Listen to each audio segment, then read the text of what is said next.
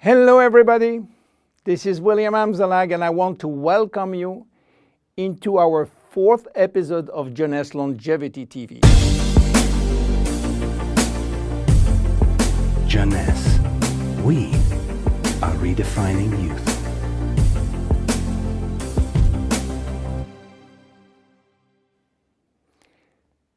To be born is not a crime. So why should we be all sentenced to death? Is death inevitable? Well, you may be surprised to learn that aging and death has not existed forever. 4.5 billion years ago, a single cell came into existence. This single cell did not age. It had the capacity to divide indefinitely. But 3 billion years after, some of the cells started to form organisms such as worms, fish, and finally humans. However, the cells were aging, and their ability to reproduce indefinitely came to an end. And today we know why. Those cells, we call them somatic cells, contain a gene that controls the production of telomerase. And this gene was and still is turned off.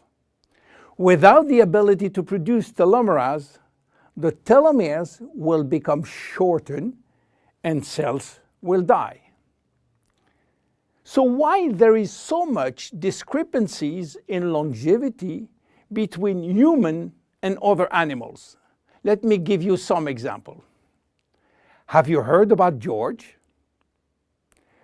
George is an American lobster which was born in 1869 and is now 140 years old. He was a sort of mascot in a New York restaurant and got released in the ocean in 2010. He's probably still alive. How come? Are lobsters immortal? Not exactly, but they do not die of old age because their telomerase is constantly turned on, so the cells do not die. However, they are sensitive to infection in their shell, and they may die from this disease. In Japan, koi fish are known to live very long. They are beautiful fish, usually white with red spot. Some have been given names, and the most famous fish, Hanako, who died in July 1977, was 226 years old. Some turtles also live very long, and one of them, Adwaita, from Seychelles, has lived nearly 250 years. There are even some species which has indefinite longevity, like the bacteria called Arthrobacter, who can be dormant for thousands of years and suddenly wake up. Hydra is the most unique species defying death.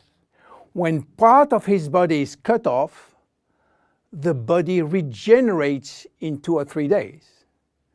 Hydra will be potentially immortal because it contains stem cells.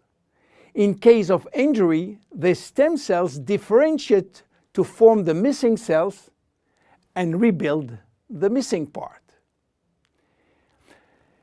If some animals can have indefinite longevity, why should we be sentenced to death? In other words, do we currently have the knowledge and the technology to live forever? At this precise moment, the answer is no. But here is what we do know.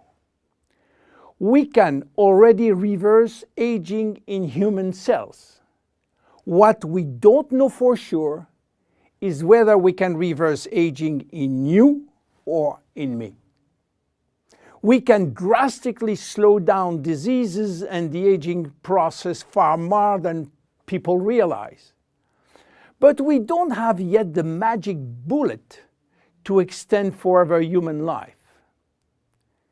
So what it will take to keep us alive long enough? In Jeunesse, our generation young believe that we can live enough to live forever, which means that we design temporary solutions as DNA repair, telomerase activation, and stem cell support in order to still be here and still around to benefit from another Nobel Prize scientist, which may give us another solution for the next 20 years. That will give us time to wait for the next discovery, and so on. Yes, immortality is just around the corner. My name is William Amzalag, and I am Generation Young. See you at the next episode. Thank you. Jeunesse. We are redefining youth.